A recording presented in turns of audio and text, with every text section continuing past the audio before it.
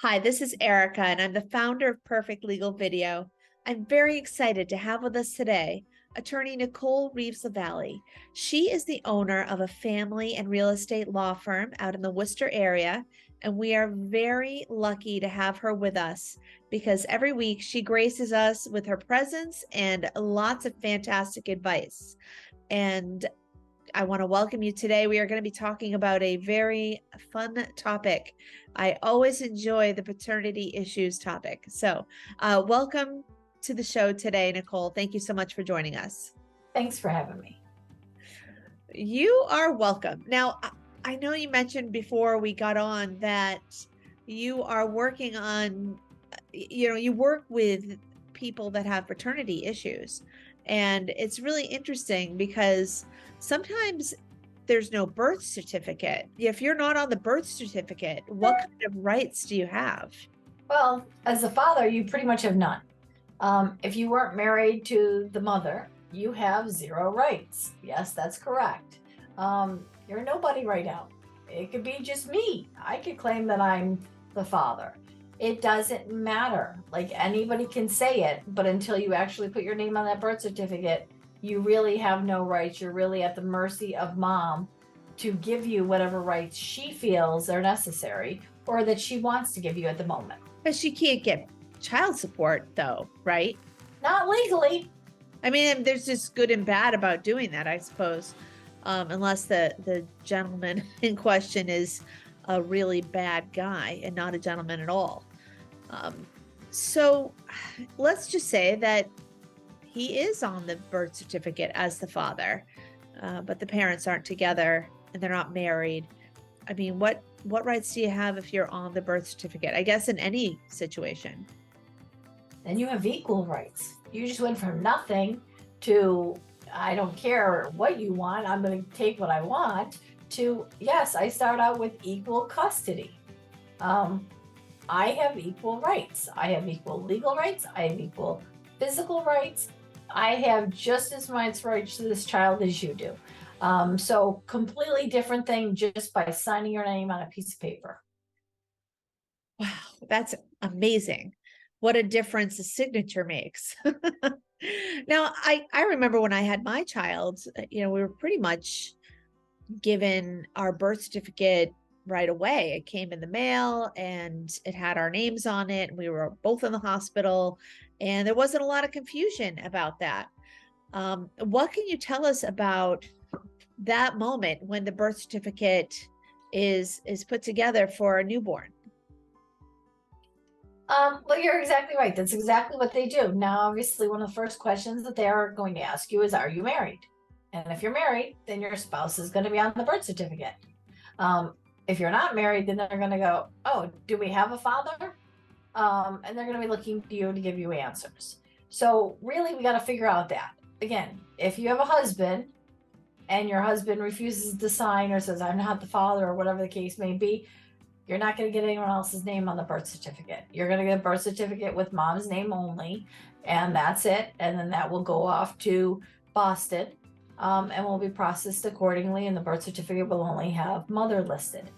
If, again, you're not married and there's a father who says, yep, I want to be the father and wants to sign his name, he's going to have that same opportunity in the hospital.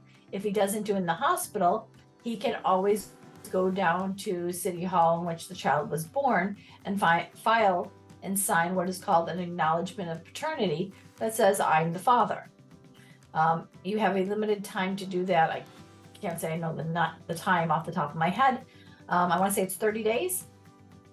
If he doesn't do that, or we don't know about it, or he's not in town, or whatever the case may be, then your option is to go into court and be adjudicated the father. Whether that be by a paternity test or whether that be judge, yes, I agree, I'm the father. Mom says, yes, I agree, he's the father. The judge says, great, I'm making you the father, and writes a sentence that says, father is hereby adjudicated the father. I mean, it's so interesting when we talk about this because there are so many ways that it can go. And there's so many situations. So here's a tricky situation. What if somehow you're on the birth certificate as a father, but you're not actually the father. That's a very tricky question. That's one of those questions that you want to hire an attorney. Let me be clear, because while maybe the two of you agree, yep, he's not the father, we want his name off. There's only a certain time frame in which that's going to be allowed. So, the law says a non-father father, so somebody that's listed on the birth certificate, would need to go into court and file within a year's time frame of the birth of the child saying, I screwed up, I put my name on this birth certificate and I'm not dad. And that obviously could be either a divorce case or a married couple at the time, or a paternity case. And either one of those things, you have to run into court and say, hey, I'm not dad.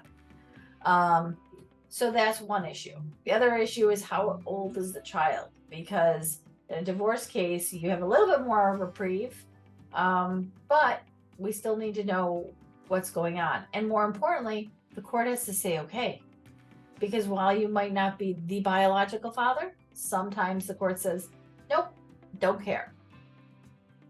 You're the father. You've been the father for however many years. You've been acting as a father. You're the father.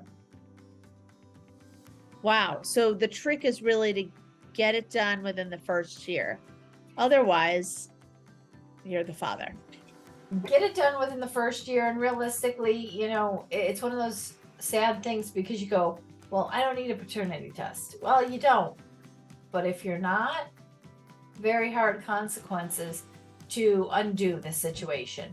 I've really only had it happen in 20 years of experience, where I was able to do it and the child was 9 years old. And that was a very interesting case, because dad was dad. There was no issues. There was no concerns, till unfortunately this child had a medical issue and both parents went, oh my God. And so we had to correct it. And dad was like, wait a minute, I'm going to lose all my rights. And that was scary. And it's true. It's like if they act as the father, they're doing everything that the father does, that the kid is going to be devastated if they're not in their life anymore, if they're a positive role model. So what does happen in a case like that, where you're not the father? I mean, heck, sometimes things don't work out. Mom has someone move in and that person just takes to being a dad, like, even though he wasn't the biological dad. And it's just amazing. What kind of rights does he have if mom and dad, if he breaks up with a mom, or vice versa? Well, bottom line is, he starts with nothing. Now we're back to nothing. We start there. He might be able to hopefully talk to mom and say, I get it, but again, I'm that positive role model. I want to see him, even if it's only now once a month versus once every other week, or whatever the case may be. I still want to be in his life. I still want to, hang out with him, and kind of be on their mercy and go, please. And hopefully mom will go, hey, more people that love him, the better off we are. Again, sometimes people are very sour. Sometimes they really don't see you as that wonderful role model. So, those experiences. But let's just say that all else fails. Then, you might be able to file a complaint in equity in court. And complaint in equity is going to be, hey, there is a detrimental issue if I no longer see this child. The bond is too great. It's very similar to something where, grandparents, where a parent has died, or a sibling, and I was, the favorite aunt of, this family, and I raised this child for all of her life, and now I can't see her. It's those types of situations where we're really going to have to show, hey, there is a detrimental issue if we take this person away from this child. Very hard to prove. Can it be done? Sure. But again, we have to look at circumstances, because the Constitution gives you the right to raise your child as you see fit. And if you're no longer a father, you don't have any rights, and the parent does. Oh, that's really good that you brought that up, because I was going to say, like, what if the mom died and then the child goes with another family member, or maybe even they find out who the real father is, or they always knew, but this was the mom's partner at that time. That those cases are incredibly sad. And in any of these situations, you absolutely should have an attorney, because, it's hard to navigate if you don't have that law degree. And also, even if you do, a lot of these situations, especially with children, are highly charged with emotion. And you are way better off having a skilled attorney like Nicole and her team, to handle that. And otherwise, you're really rolling the dice, and probably not in your favor. I mean, would you agree with that? Absolutely. I think, it's very important because everything you do from there on out, that situation really matters. So one, mistake can cost you. So you really kind of have to go, what is best for me? What is best for this family? How do I convey that information? How do I get that across to the other party? And hopefully, the other party will actually listen and will actually communicate, but we never know. Oh, absolutely. Well, this was, and it's a sad topic too. So it's like, you hope that everyone will say, oh yeah, it's just one more person to love the child. And if they are in fact an upstanding citizen and a good role model. And that's why you need the voice of reason in there talking on your behalf. So is there anything else on this topic that any examples you want to give or advice you want to give before we go today, Nicole? I think it's just like I said, it's very important to be cautious when you're signing your name. But also, you don't want to go, hey, I've been with this woman for 5 years. Can we get a DNA test? And then I'll sign. You kind of just setting yourself up for that relationship to fail. So it's really a fine line that you have to kind of go by, because if, God forbid, there was somebody else and you're not the father, you could be on the hook for obviously child support, emotional, support / neglect if you're not losing this child because you're not the father. I mean, there's consequences both ways. So, it's really hard to tell somebody to sign. I think it's one of those things that you have to look inside yourself and think what is best for you and what is best for this child. Because whatever you do, there's going to be consequences one way or another. Now, obviously, if you're the father and there's, no issues, great. But unfortunately, in my world, I deal with those what ifs situations a lot. And I just want people to understand that those what ifs really are out there. We can always talk about them, that they're on the TV and they're all the different shows that are talking about genetic marker tests. But the reality is it does happen, and it happens a lot in the courts. And once you sign your name, you have rights, but you also have burdens. So you just have to weigh those and say, yes, I'm willing to be this child's father regardless, and really move forward.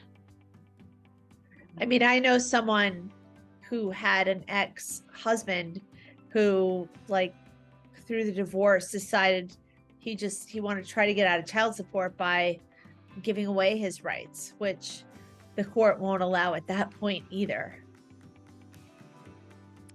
Yeah, it's very hard to give away your rights. You can give them away. Guess what? You're still going to be on the hook for child support unless some other father wants to adopt.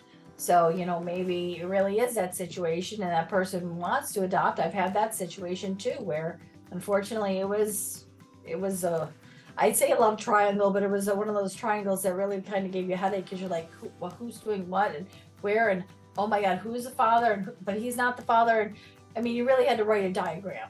But at the end of the day, the biological father did get custody, but he wasn't on the birth certificate. And so unfortunately, mom died and the birth certificate father didn't want the child. And the biological father had to fight to get his name on the birth certificate. He had to do it through a guardianship and then ultimately, have his name put on the birth certificate. But it was a process, and, the judge literally looked at him and said, "You need an attorney." And he came to see me, and it was, we got to do this, we got to do this, and there was like a 5-step process. And at the end of it, he got the results he wanted to, but just because his name wasn't on the birth certificate and a third party was, that was a huge hoops that he had to jump through. The good thing is, the one that was listed on the birth certificate didn't want him, so it worked out well. But if he did, my client was fighting for his equity rights, and that was very hard to do without, proving that he was really the father. Wow. Those cases where you need a diagram are just the worst, and for everyone involved. So thank goodness that they had you. Nicole, thank you so much for joining us today. And thank you everyone for watching. We really do appreciate all of your wonderful information. And I know people save lots and lots of money when they come to you because they don't make those costly mistakes. And some of those mistakes really ruin people's lives. So, having a good attorney like you giving us this advice and working with you is so important, and we really appreciate it. So thanks again. Thanks for having me. You are welcome. And I hope everyone has a great weekend.